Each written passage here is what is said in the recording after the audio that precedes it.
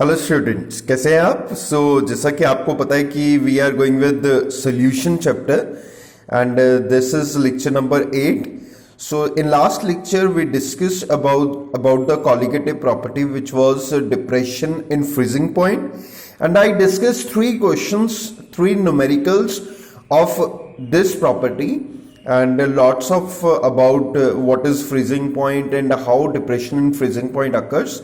So now I am going to discuss more questions on this colligative property, which is depression in freezing point, and then we will discuss next property also. Two elements of A and B form compounds having molecular formula AB2 and AB4, where when dissolved in 20 gram of benzene, 1 gram of AB2 lowers the freezing point by 2.3 Kelvin. तो जब कहता है कि 20 gram of benzene में 1 ग्राम AB2 डाला गया, इसका मतलब AB2 क्या है हमारे पास? दिस इज सल्यूट, और किसमें डाला गया? 20 ग्राम ऑफ बेंजीन. तो इसका मतलब बेंजीन क्या है हमारे पास? दैट इज WA, मतलब सॉल्वेंट है तो उसका भाग WA होगा. द फ्रीजिंग पॉइंट वो कितना है हमारा? By the freezing point lowers by 2.3 kelvin, मतलब डेल्टा DF 2.3 केल्विन. और सेकेंड केस है whereas 1 gram मतलब 1.0 gram of AB4 lowers it by 1.3 Kelvin. और अगर हम लोग AB4 डालें तो जो टेम्परेचर लोअर होता है that is delta TF, it is 1.3 Kelvin. The molar depression constant for benzene is given, that is KF freezing जो कांस्टेंट है KF is given 5.1 Kelvin kg per mole. Calculate the atomic mass of A, B. तो A और B का molecular mass आपको निकालना है, atomic mass निकालना है. हमें पता है for AB2 compound it's molecular mass is given by KF into WB into 1000 over WA into delta TF. This is the formula. So in first case delta TF lower in freezing point 2.3 Kelvin, और आपको बताया WB और WA दिए हैं, KF की value दी है. Just put the value and you can easily find the answer 110.869 gram per mole. So for AB4 compound same molecular formula, the KF is given, WB is same 1 gram and WA is same 20 gram. Delta TF is different 1.3 Kelvin. 1.3 Kelvin, this is for second case. So in a similar way MB for this AB4. तो हमें निकालना है A और B का atomic mass है, पर अभी हम लोग यहां पे AB4 का निकाल रहे हैं मॉलिक्यूलर मास, और यहां पे हमने AB2 का मॉलिक्यूलर मास निकालना बेटा. तो देखिए this is AB4, by putting the values I get molecular mass of AB4, so 196.5 gram per मोल. तो आपको पता है कि पहला हमारा AB2 का मास है, ये AB4 का है. AB2 में A 1 एटम है और B 2 एटम्स हैं, तो मैंने A के एटम्स को स्मॉल a मान लिया और B के एटम्स को स्मॉल b मान लिया उसका भार. तो अगर A के एक ही एटम है तो उसका भार A होगा, दिस इज A, और B के 2 एटम्स हैं तो उसका भार होगा 2B, क्योंकि हर एटम का A के हर एटम का भार मैंने A मान लिया स्मॉल a, और B के हर एटम का भार मैंने B मान लिया स्मॉल b. तो A plus 2B is equals to this. In second case इसका A हो गया हमारे पास small a plus this is 4 times B, तो this is A plus 4 times B is equal to 196.15. तो दोनों को सब्ट्रैक्ट कर दिया इक्वेशंस को, I get the value of B. So by putting B in equation 1, तो आई विल गेट A, तो हमें A मिल जाएगा. So this was question number 14. Then question number 4, sorry, according to जो हम लोग कर रहे हैं उसके अकॉर्डिंग फोर्थ क्वेश्चन है. And question number 5 is 15 gram of unknown material was dissolved in 450 gram of water. तो मतलब 15 ग्राम घोला गया है, इसका मतलब this is solute, WB is given. किसमें? वाटर में. This is solvent, WA 450 is given, और the resulting solution was found to freeze at -34 degree Celsius. ये सोल्यूशन का फ्रीजिंग पॉइंट हो गया TF, दिस इज TF, और हमें पता है कि वाटर का कितना होता है TF नॉट, तो वो 0 होता है. तो 0 माइनस मतलब freezing point, depression freezing point का फॉर्मूला क्या होता है? This is TF not minus TF. तो TF नॉट माइनस TF, यहां पे क्या मैंने 0, ये हमें याद होना चाहिए, वाटर के लिए होता है -0.34 डिग्री सेल्सियस सोल्यूशन का दिया है, तो दिस इज 0.34 डिग्री, तो delta T F plus 0.34 degree Celsius हो गया हमारे पास। और हमें के एफ की वैल्यू गिवन है, what is the molar mass, तो सेम फॉर्मूला लगेगा for the molar mass and by putting all the values we can easily solve the answer. So this is the way we can do the question. तो हमने सारी values यहां पे put कर दी है बेटा। ये हमें दिया था 15 ग्राम, 450 ग्राम, यह प्लस 34 डिग्री सेल्सियस, और के एफ की वैल्यू गिवन है 1.86। तो I use all these values over here and solve the answer. So now next question, in winter the normal temperature is a. तो विंटर में नॉर्मल टेम्परेचर क्या है, in Himalaya valley was found to be -10 degree Celsius. मतलब winter में normal temperature इतना चल रहा है वहां पे। If a 30% by mass of aqueous solution of ethylene glycol, molar mass दिया है उसका, सुटेबल फॉर कार रेडिएटर। बताओ क्या 30% मास ऑफ एक्वस सोल्यूशन, ये कैसे निकालते हैं? मतलब 30% मास ऑफ एक्वस सोल्यूशन का मतलब क्या है कि सल्यूट का बार 30 ग्राम है और सॉल्वेंट का बार 100 - 30 70 ग्राम है। तो हमें WB पता चल गया which is solute 30 gram, WA पता लग गया 100 - 30 70 gram, KF is given to us and molecular mass is given to us 62। सो हमें दिया है जो विंटर में वहां पे टेम्परेचर है -10 डिग्री सेल्सियस है। मैं क्या करूंगा, मैं यहां पे निकालूंगा डेल्टा TF। तो मेरे को सारी वैल्यूज पता है, डेल्टा TF का आंसर निकल जाएगा। We know freezing point of water is 0 degree Celsius, तो वाटर का तो 0 डिग्री सेल्सियस होता है। तो delta TF is equal to TF0 - TF। तो डेल्टा TF निकाला हमने 12.877, TF0 हमें पता है 0 माइनस TF, तो TF की वैल्यू निकाल ली which is negative of 12.877 degree Celsius. तो हमारा जो सोल्यूशन का टेम्परेचर है वो इतना है, मतलब सोल्यूशन जो है वो टेम्परेचर को चेंज कर देगा 12.877 डिग्री सेल्सियस। और जो हिमालय में टेम्परेचर चल रहा है वो कितना, -10 डिग्री सेल्सियस। मतलब इसने फ्रीजिंग पॉइंट को और लोअर कर दिया। मतलब हिमालय में रेडिएटर में जो लिक्विड होगा वो -10 डिग्री सेल्सियस पे जाकर फ्रीज, मतलब वहां पे -10 डिग्री सेल्सियस है। मतलब हमें ऐसा रेडिएटर, मतलब सुटेबल फॉर कार रेडिएटर हमें पूछा ना, तो हमें ऐसा सोल्यूशन चाहिए जो मतलब फ्रीज करे बट इससे कम टेम्परेचर में करे, मतलब -10 डिग्री सेल्सियस पे ना करे और -10 डिग्री सेल्सियस से भी कम टेम्परेचर पे जाके करे। तो रेडिएटर में जो हमें इथाइलिन ग्लाइकोल डाला है वाटर के अंदर, वो -12 डिग्री सेल्सियस पे जाके क्या कर रहा है, सोल्यूशन फ्रीज कर रहा है। इसका मतलब इट इज सुटेबल, क्योंकि वहां पे टेम्परेचर -10 डिग्री सेल्सियस है, बट ये -12 डिग्री सेल्सियस पे जाके फ्रीज करेगा। मतलब ये -10 डिग्री सेल्सियस में लिक्विड फॉर्म में ही रहेगा। So you can use this solution in a car radiator in Himalaya valley where was temperature -10 degree Celsius. तो answer was yes. So next question बेटा, there are so many numericals I have discussed. The reason behind is because the numerical will make your base, and obviously the numericals always come in examination, CBSE और BSE भी ले लीजिए। तो there is a one numerical from this colligative property topic. So that's why we are doing CBSE questions, Punjab School Education Board questions, and also NCERT question. So वो question जो आज तक paper में, चाहे वो CBSE में, चाहे Punjab school education board में, चाहे वो NCERT से हो, तो I am discussing those question. और आप देखिए कि फॉर्मूले में चेंज नहीं है, और इसमें तीनों बोर्ड से रिलेटेड क्वेश्चंस हैं। तो फॉर्मूले में चेंज तो कहीं नहीं है, कहीं लिखा है मैंने पंजाब बोर्ड या CBSE, no, method is same for everyone, चाहे वो CBSE हो चाहे पंजाब स्कूल एजुकेशन बोर्ड हो। बट हाँ, ये क्वेश्चंस मैं आपसे तभी डिस्कस कर रहा हूं so that the completely it should be covered. So next question is, a solution of urea in water has a boiling point of 101.12 degree Celsius. देखिए बॉइलिंग पॉइंट दिया है, हम लोग colligative property depression freezing point पढ़ रहे हैं, पर यहाँ पे बॉइलिंग पॉइंट का क्वेश्चन आ गया। A solution of urea in water has a boiling point कितना बोला है, 101.12 degree Celsius. Calculate the freezing point of the same solution. तो हमें फ्रीजिंग पॉइंट निकालना है same solution, the molar constant for water KF and KBR, और KF और KB हमें दोनों दिए। देखिए हमें बोला है कि बॉइलिंग पॉइंट जो होता है वो हमेशा एलिवेट करता होता है। तो देखिए सॉल्यूशन का बॉइलिंग पॉइंट, वाटर के अंदर जो यूरिया डाल के सॉल्यूशन बनाया गया उसका बॉइलिंग पॉइंट 101 है, मतलब 100 डिग्री सेल्सियस से ज्यादा है, क्योंकि पानी हमेशा 100 डिग्री सेल्सियस पे बॉइल करता है। सो यहाँ पे टेम्परेचर हमारे पास ज्यादा है, तो ज्यादा का मतलब है this is elevation boiling point है ना।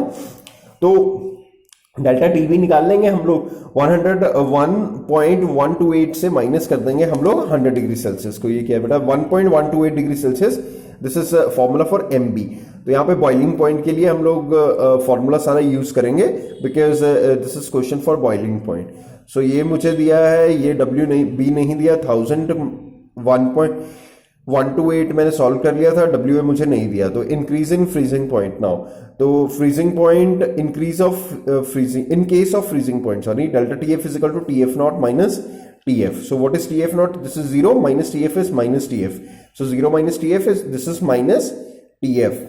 So I will use in this formula MB is equals to, again the formula is same because change सिर्फ F में होता है यहाँ पे। तो यहाँ पे भी सारी वैल्यूज पुट कर दी जो जो हमें गिवन है। अब इन दोनों को डिवाइड कर देंगे क्योंकि सोल्यूशन सेम है, WB और WB कट जाएगा, WA कट जाएगा और हमारे पास MB मॉलिक्यूलर मास सेम होगा यूरिया के लिए।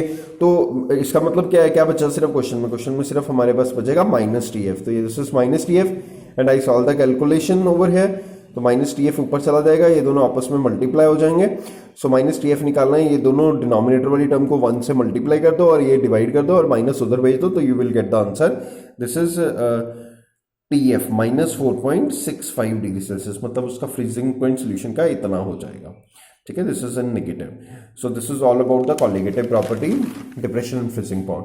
Now we are having another colligative property which is osmotic pressure. And before starting with the osmotic pressure, we will discuss what is osmosis actually. Osmotic pressure is a colligative property, and because osmotic pressure के अंदर osmosis concept आता है, तो we will discuss about the osmosis concept first. So देखिए, what is osmosis? The phenomenon of the flow of solvent through a semi-permeable membrane from pure solvent to the solution is called osmosis. Osmosis एक phenomenon है। देखिए osmosis plants के अंदर भी हो रहा है। ऑस्मोसिस जो प्रोसेस है वो हम अपनी नेचुरल लाइफ, डेली लाइफ में भी ऑब्जर्व कर सकते हैं।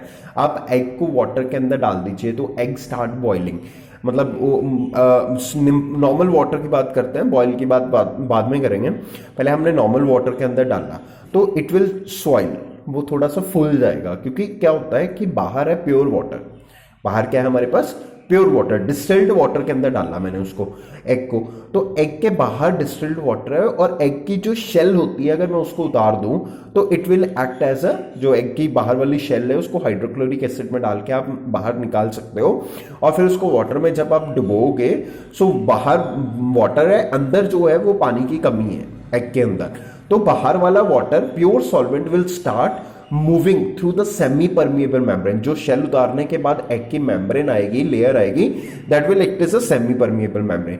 सो बाहर से वाटर सेमी परमिएबल मेम्ब्रेन के थ्रू अंदर चला जाएगा और एग क्या कर जाएगा, सॉइल कर जाएगा, फूल जाएगा।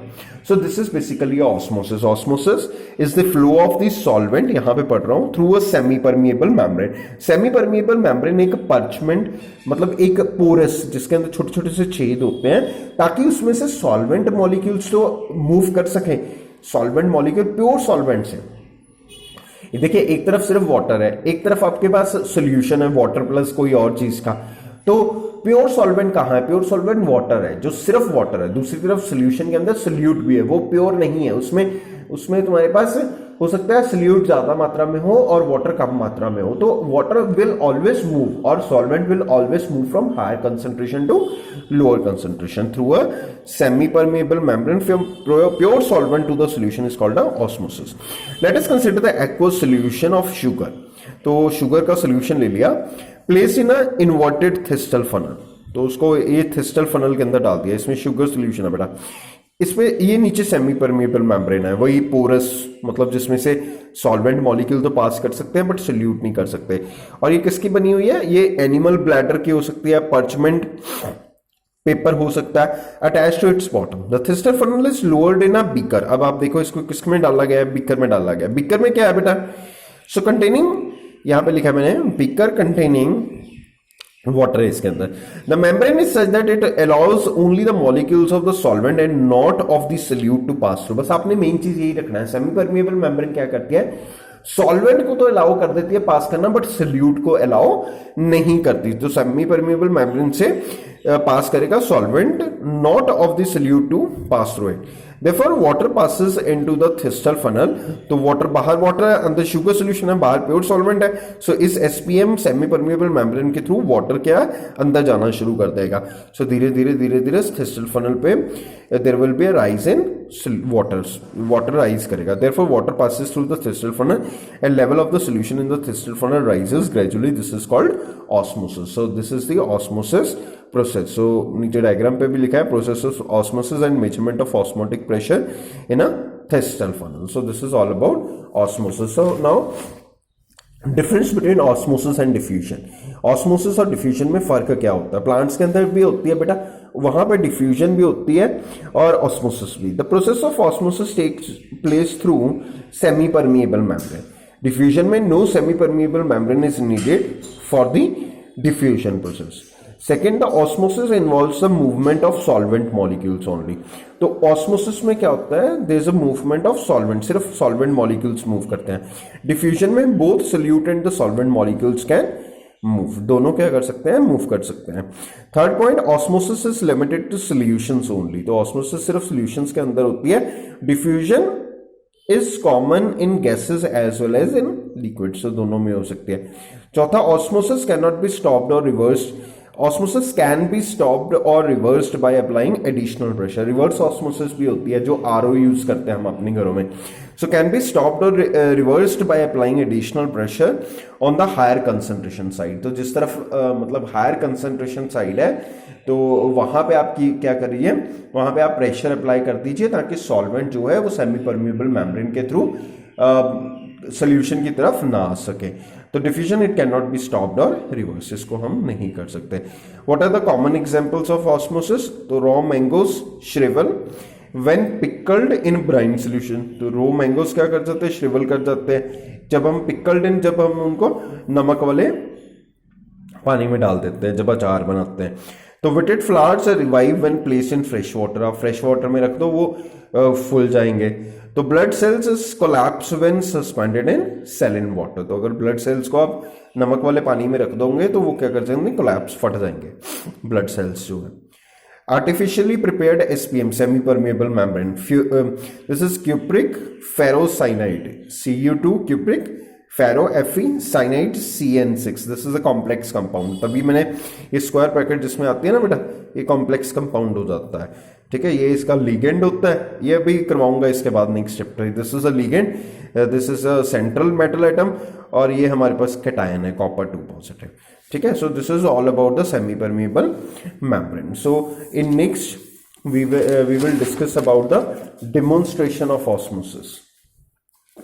So osmosis के demonstration इसमें पढ़ेंगे and osmotic pressure in next lecture. तो demonstration of osmosis हमने ऊपर 3 डायग्राम बनाया. Take 2 eggs, remove the outer hard shell of the eggs by dissolving in dilute HCl में डाल के उसकी शेल उतार दो. Place an egg in distilled water, एक डिस्टिल्ड वाटर में रखो and other egg in a saturated sodium chloride solution. ये मैंने प्योर वाटर के अंदर रखा है. Egg swell in water, pure water. Egg shrinks in salt solution. This is NaCl solution. तो केस 1 और 2 है. ये तो सिंपल बेटा, सिर्फ उसकी शेल उतार के अभी हमें बीकर के अंदर रखा है, इसको कुछ नहीं होगा.